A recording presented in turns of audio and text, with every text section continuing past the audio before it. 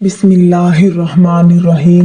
یہ اب محرم آتا ہے تو کربلا نہیں سناتا، کربلا بیچتے ہیں۔ یہ حضرت کربلا کون سناتا ہے؟ ادھر اس قوم کو کربلا سنائی سکھائی اور پڑھائی جاتی تو اس قوم کا یہ حال ہوتا۔ ادھر تو کربلا بکتی ہے۔ اگر اس قوم کو کربلا سکھائی جاتی، پڑھائی جاتی، بتائی جاتی تو قوم کی اتنی گراوٹ نہ ہوتی۔ بتایا ہی نہیں گیا حضرت، ہم تو بس وہ باتیں سناتے ہیں کہ سامنے بیٹھے ہوئے روئیں۔ اب یہ جو پانی والا معاملہ ہے، میں کون سا انکار کرتا ہوں کہ امام حسین پر پانی بند کیا گیا۔ میں یہ نہیں کہہ رہا کہ پانی بند نہیں ہوا، پانی بند ہوا، لیکن اللہ کی قسم اگر ان کی مرضی نہ ہوتی تو کوئی پانی بند نہیں کر سکتا تھا۔ اصل بات بھی تو بتاؤ نا، آدھی بات نہ بتاؤ۔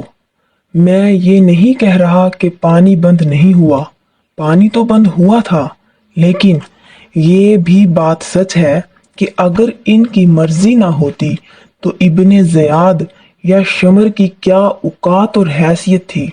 میں کہتا ہوں اس وقت روئے زمین پر جتنے کافر تھے، اگر سارے بھی اکٹھے ہو جاتے اور میرے حسین پر پانی بند کرنا چاہتے، اگر میرے حسین کی مرضی نہ ہوتی تو کوئی پانی بند نہیں کر سکتا تھا۔ وہ تو فرات منتیں کرتی رہی کہ امام اشارہ فرما دیں، 14 آل رسول پر پانی بند کریں گے۔ اب یہ بھی دن آ گئے، اشارہ فرما دیں، میں قدم چومنے کے لیے آ جاؤں۔ لیکن میرے امام ہر بار یہی کہتے رہے، میں دکھ وچ راضی، میں سکھ چھوڑ کے آیا ہوں۔ بتایا کیا؟ آج زور نہیں دکھانا، آج طاقت نہیں دکھانی، آج یہ دکھانا ہے کہ رب کی رضا پر راضی کیسے رہتے ہیں۔ لیکن بکتی ہے کربلا، اتنا ہی بس بتائیں گے حضرت۔ اور میں کہا کرتا ہوں، چلو جدھر سے شروع ہوا تھا میں پھر ادھر ہی کھڑا ہوں۔ پیاس بھی بتائی، یاد ہے امت کو پیاس، تو کیا ہوگا 10 محرم کو؟ ہر بندہ اہل بیت، اہل امام، عالی مقام شہدائے کربلا سے اپنی عقیدت کا اظہار کرے گا، جگہ جگہ سبیل لگائی جائے گی۔ یہ وہ دن ہے جس دن آل رسول کو پیاسا رکھا گیا۔ ٹھیک ہے جی، یہ بھی بتایا گیا وہ بھوکے تھے جس کو اللہ نے زیادہ استطاعت دی ہے، اس دن لنگر بنائے گا، بانٹے گا۔ بھائی آج وہ دن ہے جب جن کے صدقے بٹ رہے ہیں، جن کے صدقے سارے کھا رہے ہیں، ان کو بھوکا رکھا گیا۔ لیکن اس سے آگے بھی کچھ ہوا تھا۔ کیا ہوا؟ میرے امام کی شہادت سجدے میں ہوئی، سبیل یاد ہے لگے گی، بھوک یاد ہے، کھانا پکے گا، لیکن افسوس امت کو سجدہ یاد نہیں۔ ہونا تو یہ چاہیے تھا کہ اگر سبیل لگی، اگر لنگر بٹا تو یہ بھی ہوتا کہ کم از کم 10 محرم کو ہمارا کوئی سجدہ نہ رہتا۔ آج وہ دن ہے جب نواسہ رسول صلی اللہ علیہ وسلم نے سجدے میں سر کٹوا دیا۔ لیکن دکھ کی بات ہے، سبیل بھی ہوگی، لنگر بھی ہوگا، مگر سجدہ نہیں ہوگا۔ اس سے آگے بھی کچھ ہوا۔ کیا ہوا؟ پھر سر مبارک تن سے جدا کر دیا گیا۔ وہ بدبخت، وہ شقی، وہ بغض اہل بیت میں اتنا آگے آ گئے، پھر بھی سکون نہ آیا۔ کیا کیا؟ امام عالی مقام کے سر مبارک کو نیزے پر چڑھا دیا۔ لیکن قربان جاؤں اس سر پاک کی شان پر، نیزے پر چڑھ کر بھی قرآن پڑھا۔ لیکن کیا ہوگا؟ سبیل بھی ہوگی، 10 محرم کو لنگر بھی بٹے گا۔ لیکن دکھ کی بات یہ ہے کہ میرے امام نے 10 محرم کو نیزے پر قرآن پڑھا۔ نہ ہم مسجد میں پڑھیں گے، نہ ہم گھر میں پڑھیں گے، ہم کہیں بھی نہیں پڑھیں گے۔ اگر سبیل ہے، اگر لنگر ہے تو بھائی سجدہ بھی تو ہونا چاہیے تھا نا، پھر اس دن قرآن بھی تو کھولنا چاہیے تھا نا۔ آج وہ دن ہے جب امام نے قربانی دے کر قرآن بچا لیا۔ آج وہ دن ہے جب امام نے قربانی دے کر شریعت بچا لی۔ آج وہ دن ہے جب امام نے قربانی دے کر نماز بچا لی، لیکن کیا کیا ہے؟ سبیل بھی ہوگی، لنگر بھی ہوگا، نہ سجدہ ہوگا نہ قرآن ہوگا، دونوں چیزیں نہیں ہوگی۔ اس دن بھی مسجدیں خالی ہوں گی، کوئی فجر کی نماز نہیں پڑھے گا، اس دن بھی قرآن نہیں کھلے گا، وہ الماریوں میں رکھا رہے گا۔ لیکن کتنا پیار تھا میرے امام کو قرآن سے۔ امام حسین نے نیزے پر قرآن پڑھا، مگر آج امت اتنی غافل ہو گئی ہے کہ گھر میں قرآن نہیں پڑھا جاتا۔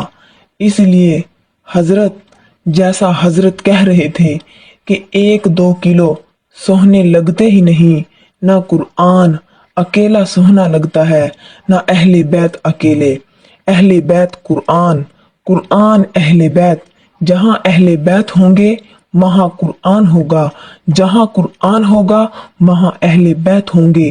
فرمایا میں 2 چیزیں چھوڑ کر جا رہا ہوں، قرآن اور اہل بیت۔ لیکن کیا ہے حضرت؟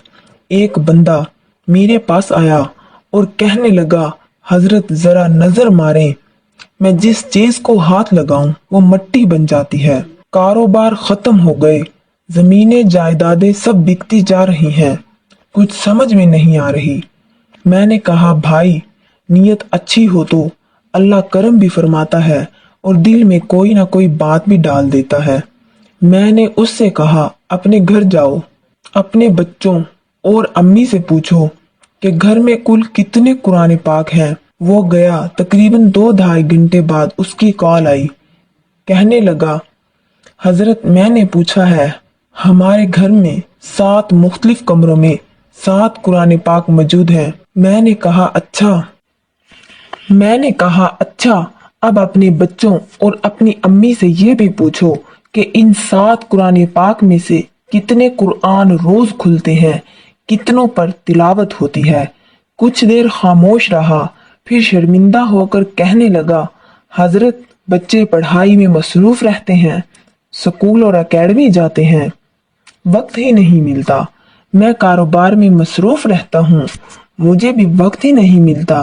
میں نے کہا بندے سوچ، روز 7 قرآن پاک اللہ کی بارگاہ میں شکایت لے کر جاتے ہوں گے، یا اللہ مجھے تو کھولا ہی نہیں جاتا، لیکن موبائل بند نہیں ہوتا، ٹی وی بند نہیں ہوتا، تو پھر بتاؤ برکت کیسے آئے گی، معاملات کیسے سنوریں گے؟ اس لیے وقت گزر رہا ہے، اپنے اپنے معاملات چیک کریں، اپنی اپنی نمازیں پوری کریں۔ وقت گزر رہا ہے، ہمیں ابھی خود سمجھ نہیں آ رہی کہ ہم اپنا کتنا کتنا نقصان کر کے بیٹھے ہیں۔ مثال کے طور پر جس بندے نے آج فجر کی سنتیں نہیں پڑھی، ذرا اپنا نقصان سنو کہ کتنا بڑا نقصان ہوا ہے۔ جس کی جماعت چھوٹ گئی، نقصان۔ جس نے نماز ہی نہیں پڑھی، بہت بڑا نقصان۔ لیکن صرف جس نے فجر کی سنتیں نہیں پڑھی، وہ بھی اپنا نقصان سن لے۔ حدیث پاک کے مفہوم کے مطابق فجر کی سنتوں کا ثواب زمین و آسمان کے درمیان جو خالی جگہ ہے اس کو بھر دیتا ہے۔ اب ذرا یہ سنو کہ یہ فاصلہ کتنا ہے۔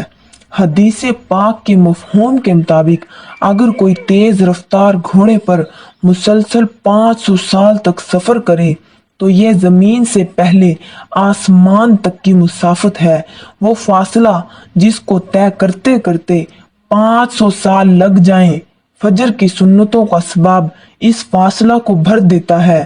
جس نے فجر کی سنتیں نہیں پڑھی وہ اپنا اتنا بڑا نقصان کر کے بیٹھا ہوا ہے، لیکن کیا ہے ابھی سمجھ نہیں آ رہی، دل دنیا کی محبت میں گرفتار ہے۔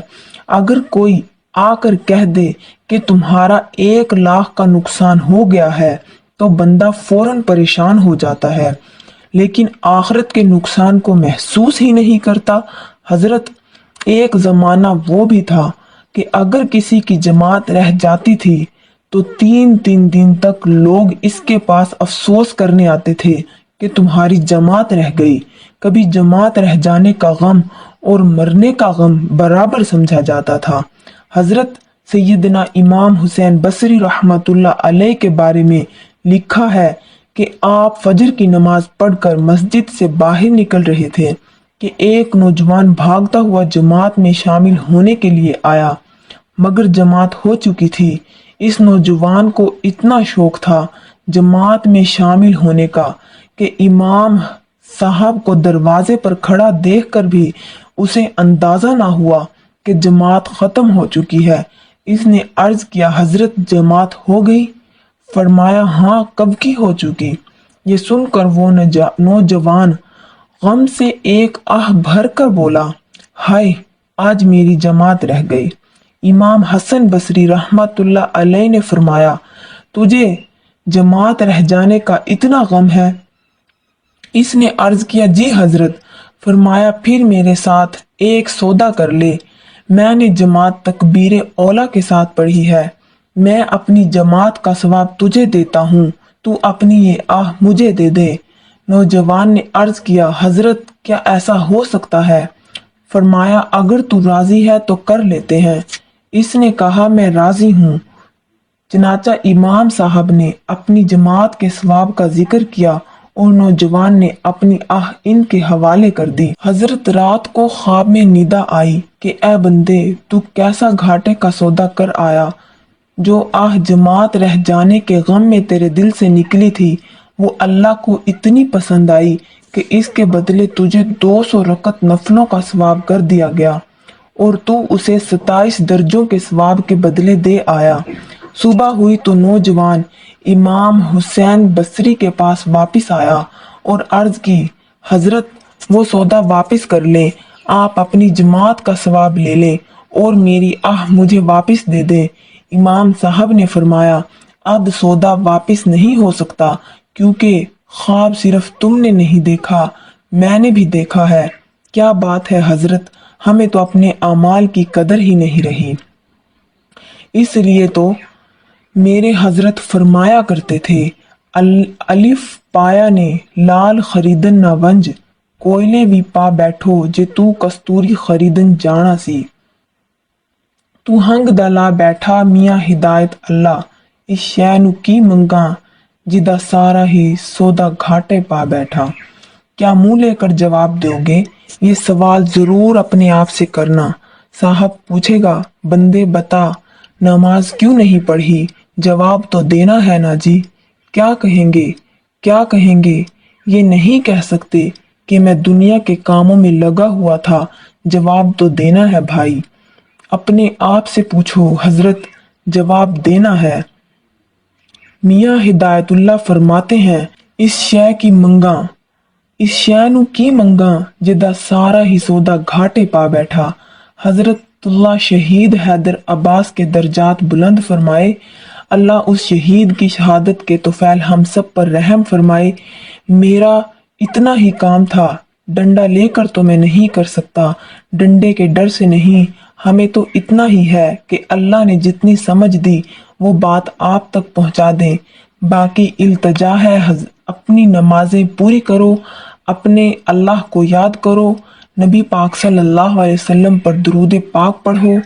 وقت گزر رہا ہے، کالے والے مسافر ہوئے، چٹ اندھیرے لاوے، محمد بخشا موت سنیا آئی، اٹھ فریدا سویا، سویا تیری داڑھی آ گئی، آ گیا نیڑے پیچھا رہ گیا دور۔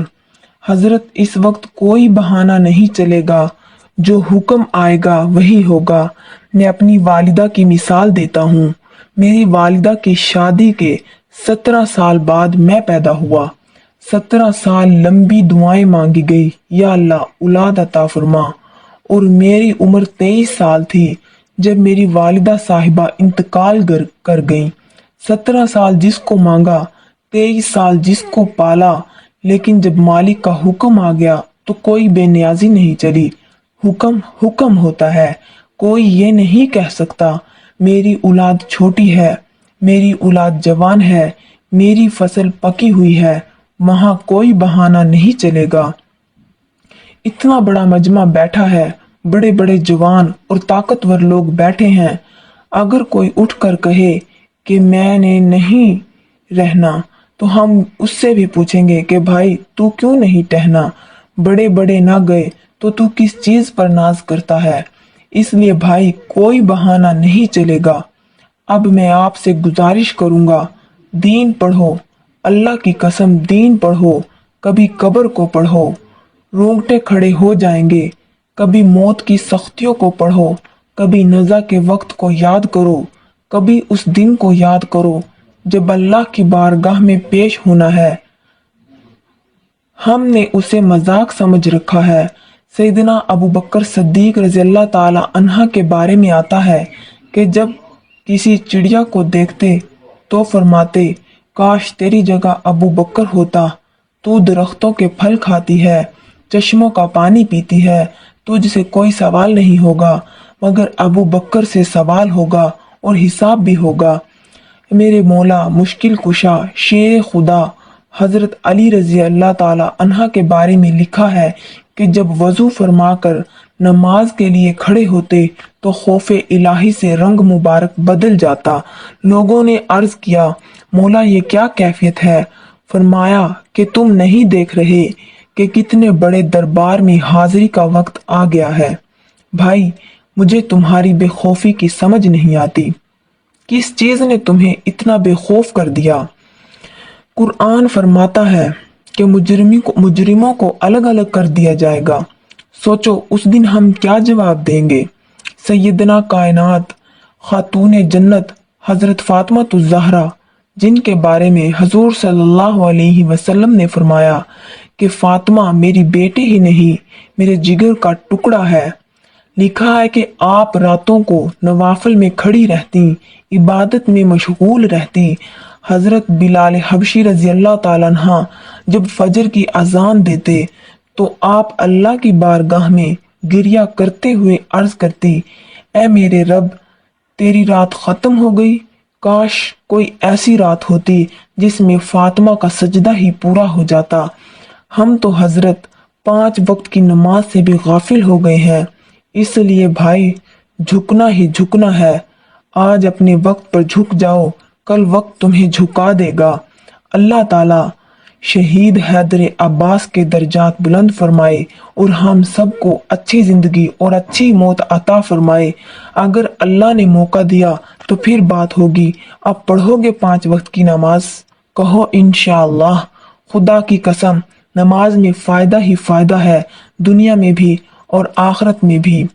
اگر آپ کو ہماری ویڈیو پسند آئی ہے تو اسے لائک کریں، اپنے دوستوں کے ساتھ شیئر کریں تاکہ زیادہ سے زیادہ لوگ دین اسلام کے پیغام سے روشناس ہو سکیں۔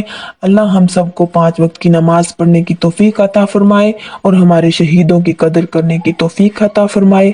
آمین ثم آمین۔